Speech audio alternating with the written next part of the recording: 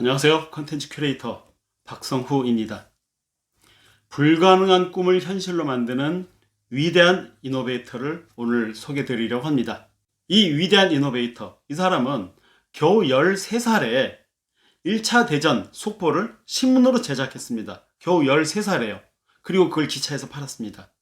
그 후에 그 사람은 기름 없이 말하는 기계, 불을 밝히는 기계, 말보다 힘이 센 축전지 등등 많은 것들을 만들었습니다.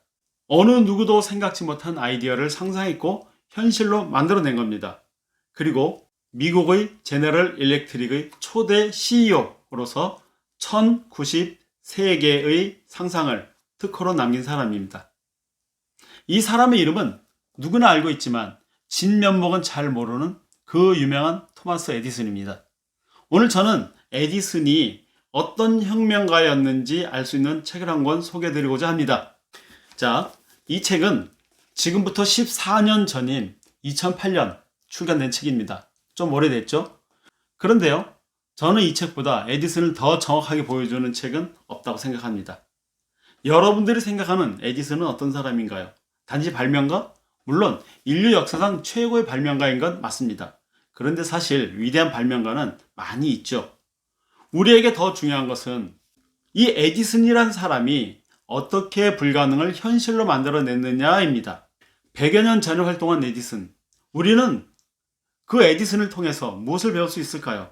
에디슨은 동시대에 살았던 천재 중의 진정한 천재라고 불렸던 니콜라 테슬라.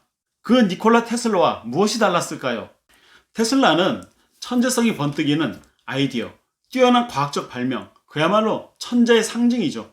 그런데 시대를 너무나 앞서갔기 때문에 그 자기의 아이디어와 과학적 발명을 상용화하거나 수익화하는 데는 성공하지 못했습니다.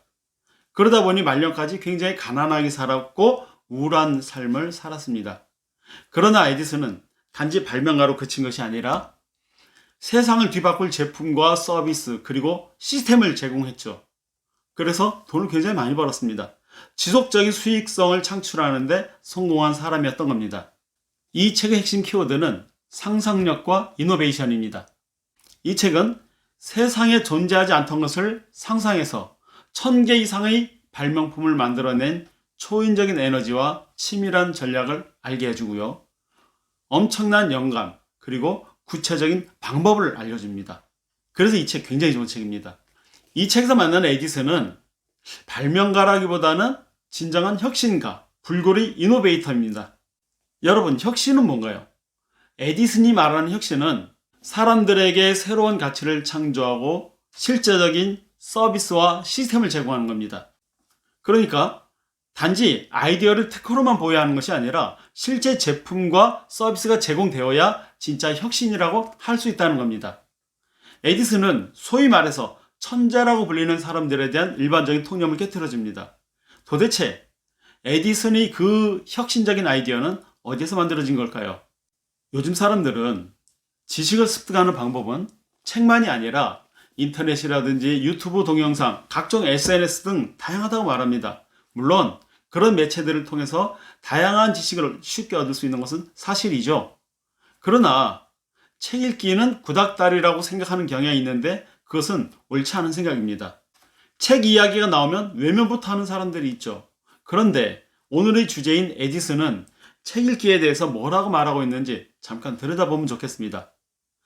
어린 시절의 에디슨은 심각한 난독증이 있었어요. 난독증은 문자를 제대로 해석하지 못하는 일종의 장애입니다. 그리고 정신적인 산만함 때문에 사고만 치는 그야말로 문제아였죠. 정상적인 학교 교육이 불가능했습니다. 그런데요, 그런 에디슨의 어머니는 교육을 했고 훈련을 시켰습니다.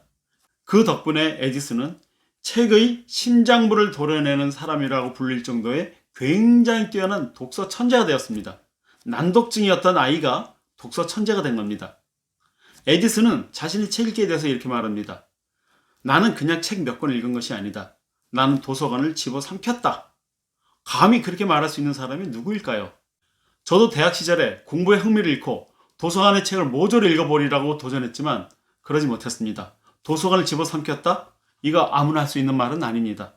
에디슨은 자신의 집에도 연구소에도 도서관 수준의 엄청난 책을 소장했고요. 그 모든 책을 모조리 읽으면서 상상력과 아이디어를 펼쳐냈습니다. 깊고 방대한 그 독서량이 에디슨을 독보적인 이노베이터로 만들었던 겁니다. 즉, 에디슨은 타고난 천재가 아니었던 거예요. 책 읽기를 통해서 스스로가 천재적인 학습 능력을 가진 후천적 천재가 된 겁니다. 자, 책에 이런 내용이 있습니다. 나는 오랜 시간 연습한 끝에 인쇄물을 빨리 읽어낼 수 있게 되었다. 뿐만 아니라 전체 글의 의미를 단번에 감지하는 데도 선수가 되었다. 내 생각에는 학교에서 이 기술을 가르쳐야 한다. 생각보다 쉽게 익힐 수 있는 기술이니까. 이 기술에 통달하면 하루에 두세 권의 책을 읽어낼 수 있다. 에디슨이 수많은 발명을 할 수 있었던 것은 에디슨만의 굉장히 영리한 방법이 있었습니다. 그 방법은 선독서 후 실험 방식이었습니다. 에디슨은 어떤 주제에 대해서 발명을 시작하기 전에 연구에 관련된 모든 정보는 다 읽었습니다. 혹시라도 더 읽을 자료가 남아있을 경우에는 아예 실험에 들어가지 않았습니다. 이 방법에 대해서 에디슨은 이렇게 말합니다. 나는 마지막 사람이 떠난 지점에서 시작한다. 뭔가를 발견하고 싶을 때는 먼저 책을 찾아 읽는다. 과거에 누군가가 쓴 모든 것을 샅샅이 뒤지는 것이다. 즉, 에디슨은 실험을 시작하는 것은 기록으로 남겨져 있는 엄청난 자료를 통해서 사전학습을 모두 끝낸 다음에 들어간다는 거예요. 에디슨은 의문사항이 생길 때마다 항상 이렇게 엄청난 독서를 먼저 한 후에 실험을 했습니다. 또 이렇게 말합니다. 나는 과거에 엄청난 노력과 돈으로 얻어낸 성과를 책으로 본다. 수천 명의 전문가가 만들어낸 자료의 수집을 시작점으로 삼아서 거기에 수천 개의 자료를 더 만들어낸다. 그런 다음에 본격적인 실험에 들어간다는 거죠. 아마 에디슨만큼 영리하고 똑똑한 책 읽기를 한 사람은 드물 겁니다. 이렇게 엄청난 독서를 했던 에디슨은 사물의 핵심을 단번에 꿰뚫는 놀라운 통찰력을 가진 사람이었습니다. 에디슨이 끊임없는 아이디어와 발명을 할 수 있었던 지식을 습득하게 된 밑바탕에는 단 하나의 핵심적 공통점이 있습니다. 그것은 바로 질문입니다. 무차별적이고 예리하고 집요하면서 포괄적인 질문. 남들에겐 굉장히 당연하다고 분명하다고 여겨지는 것들에 대해서도 끊임없이 질문을 퍼붓습니다.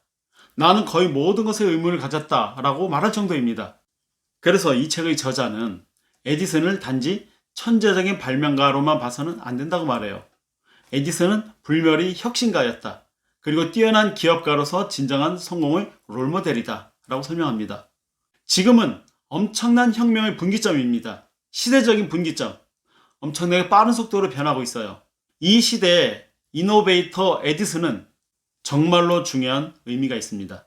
저는 오늘 인류 역사에서 몇 손가락 안에 꼽을 수 있는 대천재가 우리들에게 실질적인 영감을 주는 굉장히 좋은 책을 소개합니다.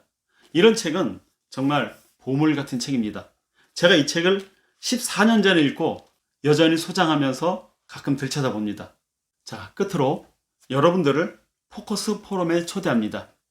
책 읽기는 혼자 하는 것보다 여러 사람이 함께 할 때 더 큰 힘을 발휘할 수 있어요. 책을 함께 읽고 이야기를 나누면서 책 속의 보물을 함께 발견해가는 모임이 있습니다. 그 모임에 당신을 초대하고 싶습니다. 인문학부터 경제, 마케팅, 기획, 전략 등등 실질적인 학습을 하는 실용 독서 모임입니다. 함께 책을 읽고 이야기를 나누면서 지식을 나누고 고품격 인맥 형성에 도움이 될 겁니다. 누구나 참여할 수 있어요. 참여에 따른 비용 부담이 없습니다. 아래 더보기에서 포커스 포럼 밴드 링크를 통해서 포커스 포럼에 들어오실 수 있습니다.